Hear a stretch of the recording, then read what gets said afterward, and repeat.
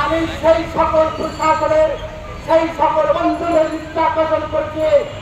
আপনারা চক্ষু থেকে গুলিগুলো করেছেন, কাকে করেছেন?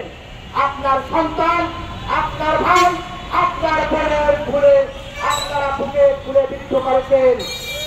কথায় দিয়ে দিয়ে শোনে আপনার ভাগ্নি অথবা আপনার কোন শহীদ হয়েছে।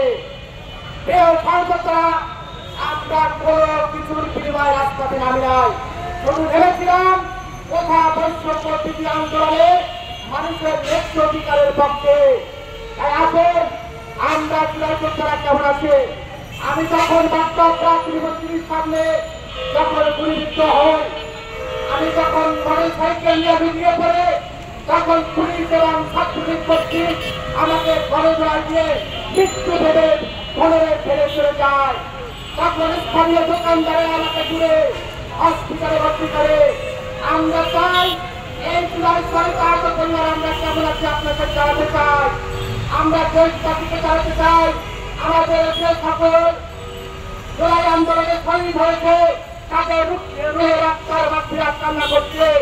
আল্লাহ তাআলা তাদেরকে ব্যস্ত নসিব করুন এবং যারা এই জুলাই আন্দোলনে আহত হয়েছেন আমরা ভারতের বিভিন্ন হাসপাতালে বিভিন্ন দেশ এবং বিদেশে চিকিৎসার অভাবে তারা মৃত্যুর পথযাত্রী।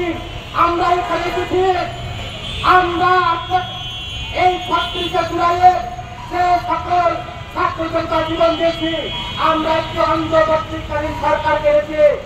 আমরা নিরপেক্ষভাবে ডাক্তার মোহাম্মদ ইউনূসকে বেছে নিয়েছিলাম, কিন্তু দুঃখের বিষয় ডাক্তার মোহাম্মদ ইউনূস সাহেব আপনার কথাভাবে বাংলাদেশের সংস্কারের কথা বলে আপনার কাছে থাকা কিছু পুরস্কারের তাদেরকে আপনি বরণ পাঠিয়েছেন। এই হচ্ছে আপনার বাংলাদেশের সংস্কার। যারা এই জুলাই আন্দোলনে শহীদ এবং আহত হয়েছে তাদের জন্য কি করেছেন? তাদেরকে আপনার জুলাই ফাউন্ডেশন থেকে আপনারা যে বলেছিলেন 1 লক্ষ টাকা করে দিবেন, সেখানে 90% মানুষ পাচ্ছে না। কেন পাচ্ছে না? ওইখানে একটি ছাত্র ঢুকে তারা এনসিবি নামে একটি সংগঠন তারা নিজেরা পক্ষে দাবি করছে।